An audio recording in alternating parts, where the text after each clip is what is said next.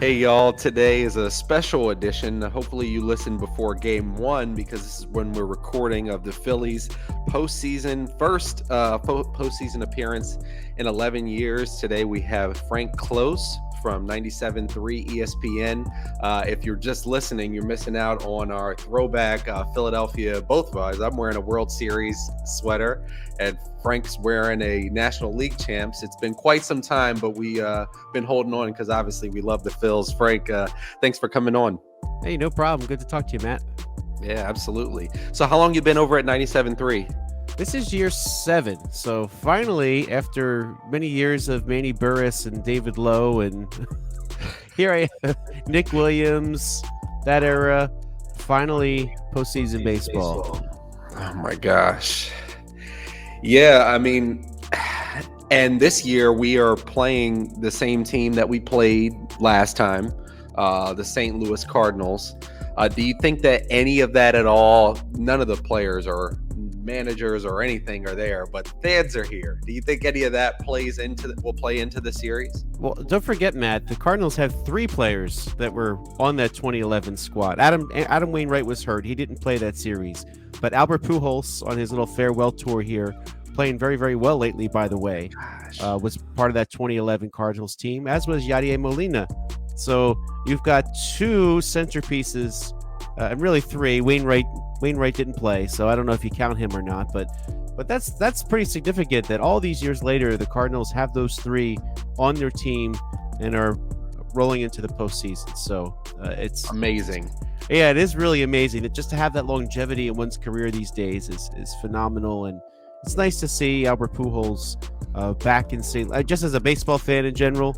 Yes. Great to see him back home in St. Louis and going to end his career there. And I'm sure nobody will wear number 5 in St. Louis again, and he can go into the Hall of Fame as a Cardinal.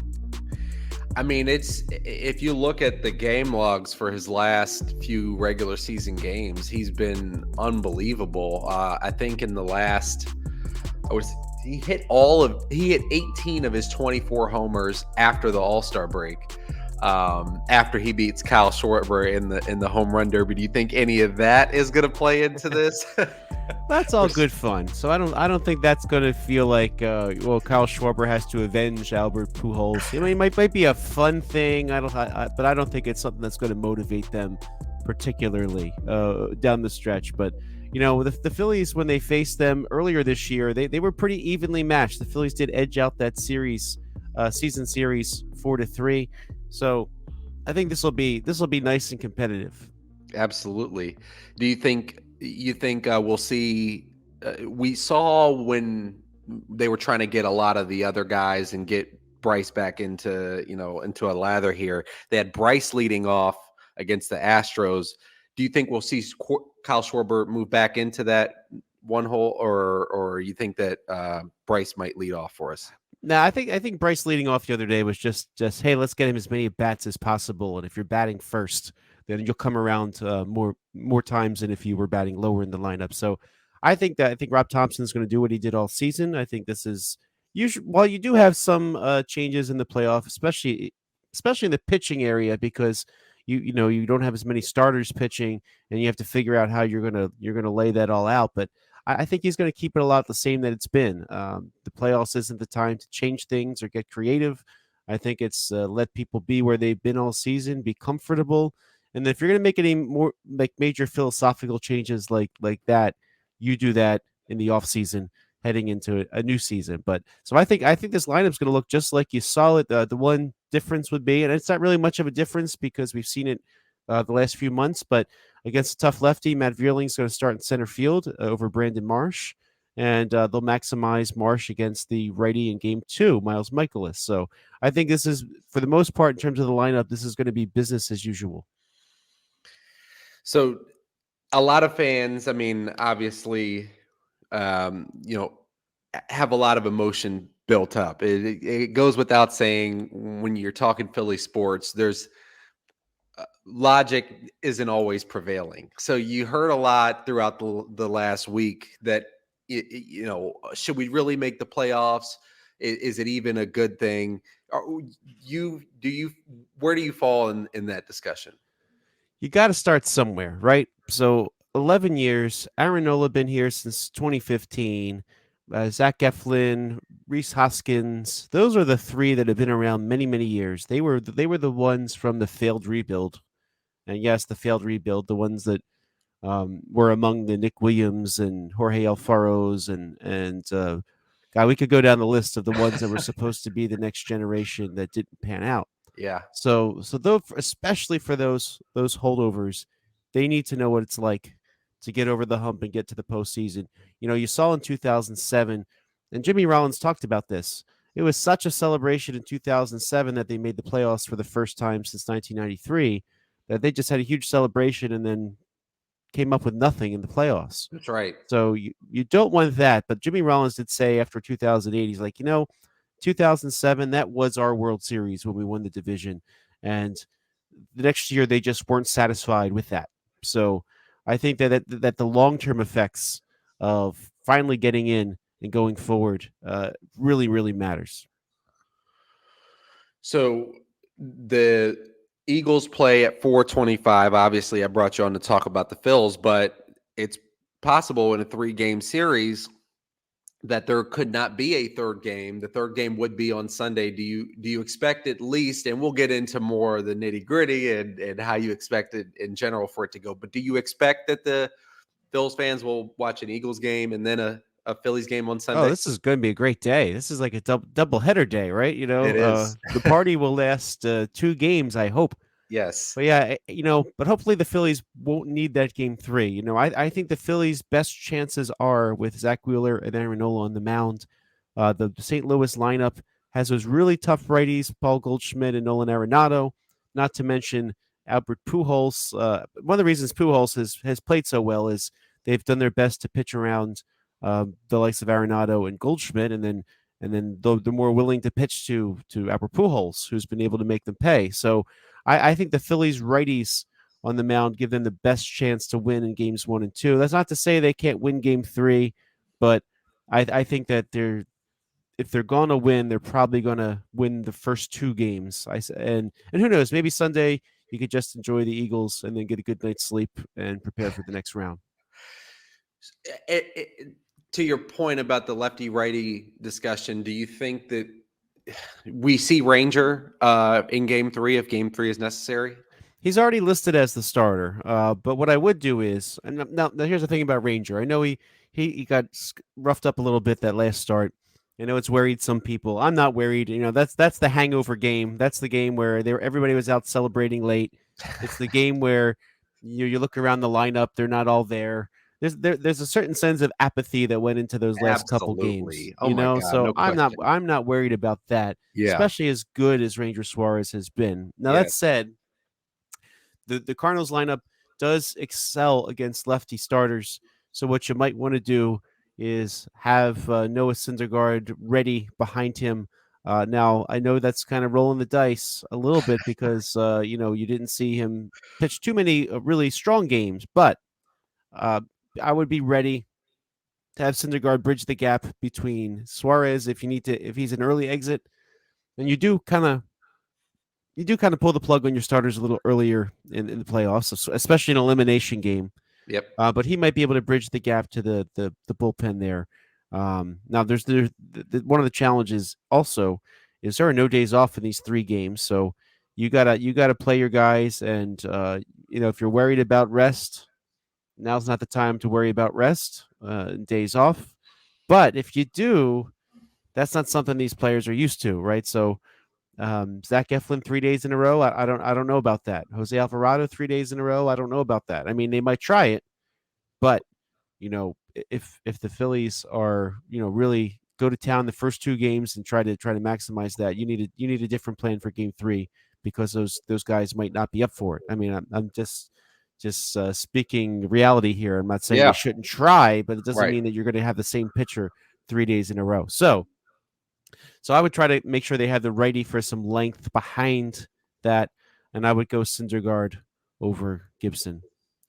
What about What about Bailey Falter? They gave him a one inning simulation, like he was doing a relief stint. Do you expect them to be, when they do bring him in that role, just one inning, or maybe a longer, use him in the same kind of Syndergaard? I don't. I think Syndergaard is a relief pitcher at this point. With all respect to how great he's been previously to come into the Phils, especially on the Mets, but not. I don't know if he should ever start. I think that I'm more comfortable with him in the relief role. How are you feeling about Bailey Falter? Should we need to go to him? Well, during the wild card series, I think you want to have him ready. And the reason why is Jose Alvarado has been out of this world as a lefty in the bullpen. But right now, he's the only lefty in the bullpen. Brad Hand injured. There was some talk he could be back in the playoffs. I have not heard a Brad Hand update lately, Me so I either. don't know if Brad Hand will be around or not. But either way, Brad Hand wasn't. Well, it's hard to say because if he was really hurt, of course he wasn't going to pitch well. But without that second lefty, you need somebody, as the Phillies used to stack it up. You had somebody for the middle innings, the lefty, to do those matchups, and somebody for the late in the game matchups, which has become Alvarado. So I would like to see Falter. Maybe if you're facing some tough lefties in the sixth or seventh, you want to go Falter, knowing that you're going to go back to Arenado. Alvarado later. And save the righties for Arenado and Goldschmidt. So in between, so I might set that bullpen certain nights depending on how the things lie. Falter, Alvarado against the lefty part of the lineup, and that meet against the righties. I might go Zach Eflin. Absolutely agreed. Totally agreed there. What about their pitcher? They're going with Jose Quintana in game one. What's the key to the Phils getting to him? Well, the lefties did not hit him when they faced him in Pittsburgh earlier this year. So he was a trade deadline acquisition from the Cardinals. In fact, the Cardinals really made the playoffs based upon the two starting pitchers they added in Jordan Montgomery and Jose Quintana. The Phillies ended up winning that game against Quintana in Pittsburgh. I was there for that and watched it. He threw 5 2/3. So the Phillies essentially didn't score on him, but they got him out of there early. Um, so for me, the key is well, you do want to score on him. Um, History shows he'll be tougher against the lefties in the lineup, like the Harpers, right? Harper's a big lefty in the lineup. Carl Schwarber, although Yep. Schwarber's been hitting lefties just fine. In fact, that's why he started the last game. He went to get some at bats against the lefty. Um, but look to the right. I think the key will be Reese Hoskins, JT Realmuto, right? Nick Castellanos, Gene Segura, Matt Vierling as another lefty. So as another righty. Those righties need to get it done. So I think if you have Wheeler on the mound, I don't think Quintana is going to go super deep into a game. So what I think you need to do in the 5-6 innings, Quintana's in there. Those righties need to scratch out some runs, and I think if you can get a lead with Wheeler on the mound, you're feeling pretty good. And as I mentioned earlier, as all Philadelphia sports fans, I'm always very dispassionate with my takes. So earlier in the season, I want to give respect to Mr. Real Muto, who's had a fantastic season. Started off, I didn't think that he was playing that great.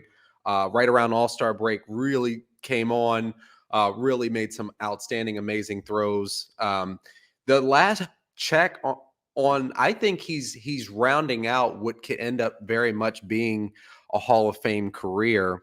He gets to an NLCS, especially a World Series, or even plays really well in an NLDS, and you really start having that conversation. Are you in agreement there, or you think that he would need even more? Should he even get to NLCS and play well?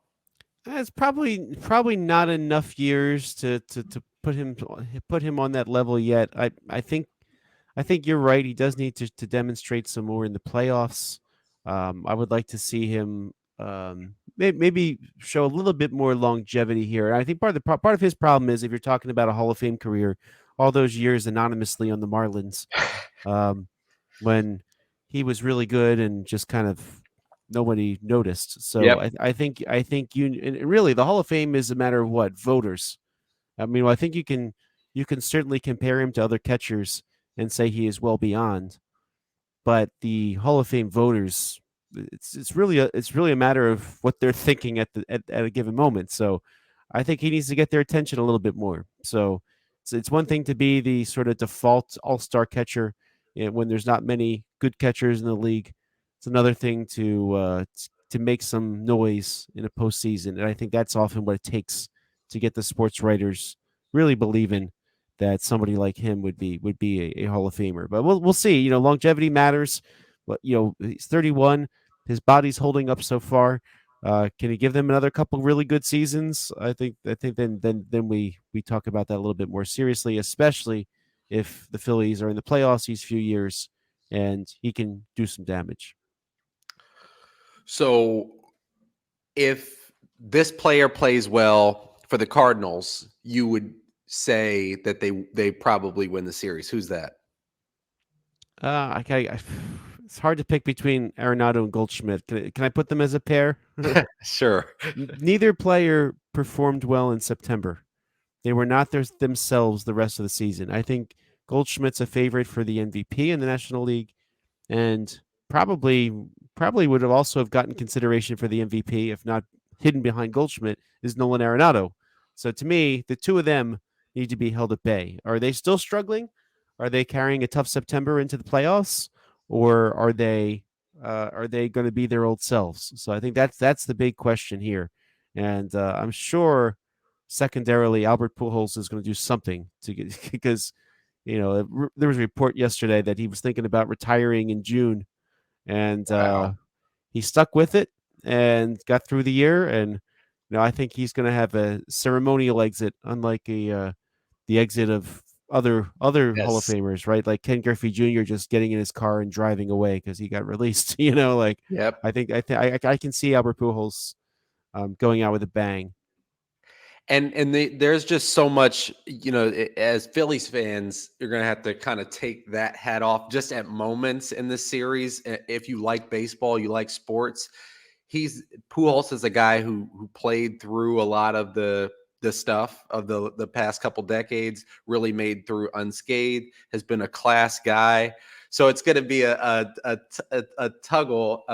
If it was in Philly, I'd be a little worried about the bad rap we might get because, of course, it'll be the playoffs. The stakes are high. Good thing it's in St. Louis, so we don't have to deal with Yeah, that. lots of pictures of an arch, which exists only so St. Louis can say we have an arch. so no, at least no cliche images of cheesesteaks cooking and talk. Yes, Well, we might hear about snowballs and Santa, right? I mean, I'm sure that'll of come up, course. right? We always hear that, man. We're always going to hear about that. What about for the Phils? If this player or since I gave you a pair for the Cards, if they play well, then the Phils are going to win. Well, I'm going to go with one name because this is something I've said a lot this season. As Rhys Hoskins goes, so goes the Phillies. When Woo. Rhys Hoskins is hot, he is out of this world. And sometimes when he's ice cold, he can really, really hold them back. So, I want to see a big series out of Rhys Hoskins. And if he's firing on all cylinders, the Phillies likely are as well. Because I mean, I never loved him batting second in that lineup, but he's in a key part of the lineup there, right? Especially if Schwarber gets on base, if he walks, I mean, you really need an extra base hit or a home run out of Hoskins batting second to get him home. And by the way, now without the pitcher, the end of the lineup has been getting on base, and they've been up for Schwarber and Hoskins. So I think Hoskins is kind of the key. And also I would say Bryce Harper's come on towards the end, but he's coming off that injury, and that's not even mentioning his other injury. so Right. so breaking your hand, it really it's tough to get your swing back, and so I want to see him get that swing back some more in this series. So if I have to do a second, I'll say Bryce, but Bryce hasn't been my concern. No. Um, he was getting hits towards the end. I know his power isn't back yet, but usually once you start hitting the ball, your power is going to come back naturally. So I'll go Reese, but I'll tack on Bryce to that since Bryce has dealt with so much injury wise this season. And we know at some point, if the Phils play for long enough, that we'll get a Bryce Harper. Bryce Harper's fine. He's been playing fine right now. That superstar Bryce Harper will reemerge if he gets enough at bats. in the postseason Yeah, here. I agree with you there. That's inevitable. It is, and that might sound a little haughty for people who are not Phil's fans, but the guy is unbelievable, really. Um, so talking about getting enough at bats, if the Phils do make it to the NLDS, or I'm sorry, the NLCS, would you rather face the Braves or the Dodgers? So, well, DS would be DS, next. Yeah, DS, yeah. DS would be next. I would, the Phillies already is set up that the way that the bracket's set up, it would be against the Braves, I believe. So I think that the Dodgers get the other bracket, the winner of the Mets and the Padres. Padres? Okay. So yeah, so this would be that. So that's the reality facing you. Now, here's the thing about the Phillies and the Braves. I think the Phillies have shown this year. Now the Phillies had some early success, and they had some they hit the Braves good on the road towards the end, but I think the last 4 game series at Citizens Bank Park, they split. So I think the Phillies have shown that they can hang with the Braves.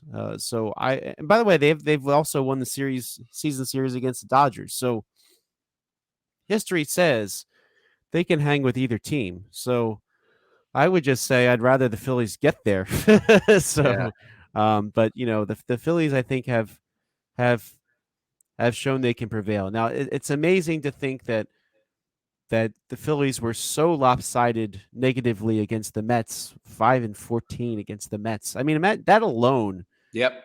has such an effect on their record. So if you take the Mets out of the equation, their overall record is right up there with everybody else. So It is.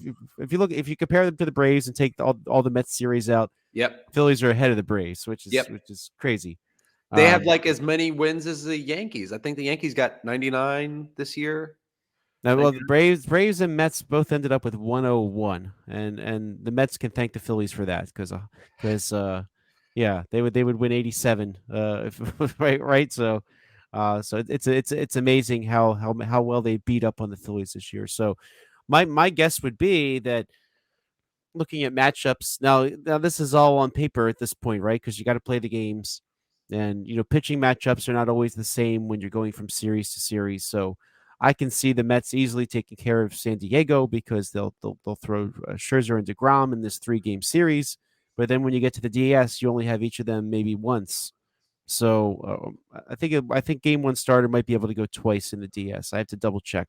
They're by the way, one thing is that's a real challenge is they're really squeezing these games in They are. because the lockout pushed it back a week, Yep. and they decided that rather than make the World Series go later, they're going to leave the World Series where it was, and then there's just fewer days off. So I think the DS ends on one day. If it goes 7 games, it'll end the one day, and then the very next day, the NLCS will start. So this is going to be a challenge for whoever goes, and that's one real advantage to the teams that got the bye, because the Braves and the Dodgers, they can take a breath, set up their pitching rotation the way they want it, and the other teams are just going to keep playing. And so these wild card teams, they've got 3 more games to play.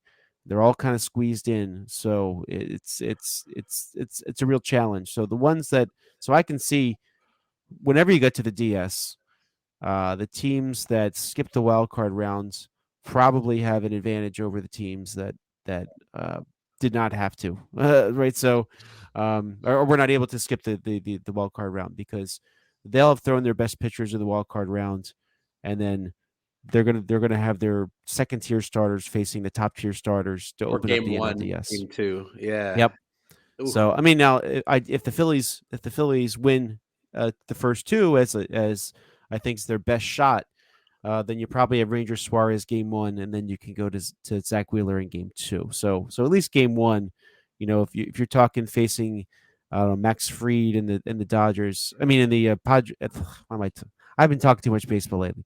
Max Fried and the Braves, that leans heavily Atlanta, I think. Although Ranger can give you a good start. So, but anyway, this is going to be intense for the teams that hang around. It's very new. This 3 game wild card series is very different.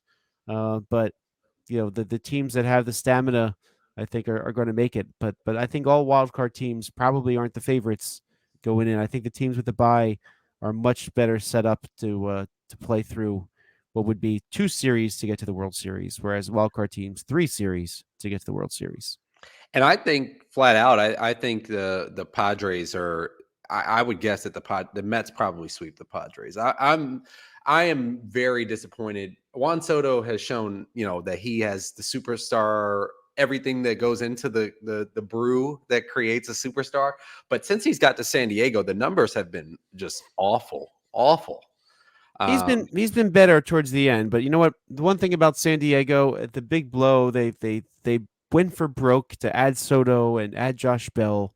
They're expecting to get Fernando Tatis back, and what's he do? Gets busted for PEDs. Yep. So to me, that just knocked the air out of the season, and they're lucky they were able to hang in there and get a wild card. And the question will be: are they still thinking Fernando Tatis, or are they thinking that they have what it takes to win? Because they know they're down a superstar, and you saw last year, Acuna coming back and carrying the Braves to the play through to the World Series and winning it. Right, that matters. So I think that's on their mind, that they're without Tatis, and that could be demoralizing. Let's be honest. No kidding. So who wins the series? 3-game series? Do they who wins and what's the spread? Is it 2-1, 2-0? What happens? Well, here's my personal philosophy on things like this. When you get to the playoffs, root like hell and enjoy it. I don't like to get too caught up in predictions. When it involves Philly teams, and I'll say this: in way back in 2017, the Eagles are going into the playoffs, clear underdogs. Just enjoy the ride, right? Yep, And it was an enjoyable ride. it was. What I would say here is, I'll say this: I think the Phillies have a real shot with Wheeler and Nola on the mound. If those two dominate the righties, I think that's the path for the Phillies' victory. I'm less comfortable if it gets to Game 3. If Arizona, if St. Louis, sorry, it's my it'll be a fun weekend. Yes. Boo Cardinals, period. But if St. Louis edges out one of those first 2 games, 3-2 or something like that, I might be a little more nervous about the Phillies' chances than going in thinking that they have Aaron Nola and Zach Wheeler on the mound. And I don't like Arizona's chances this weekend either. By the way, Yeah, I don't think they'll be playing.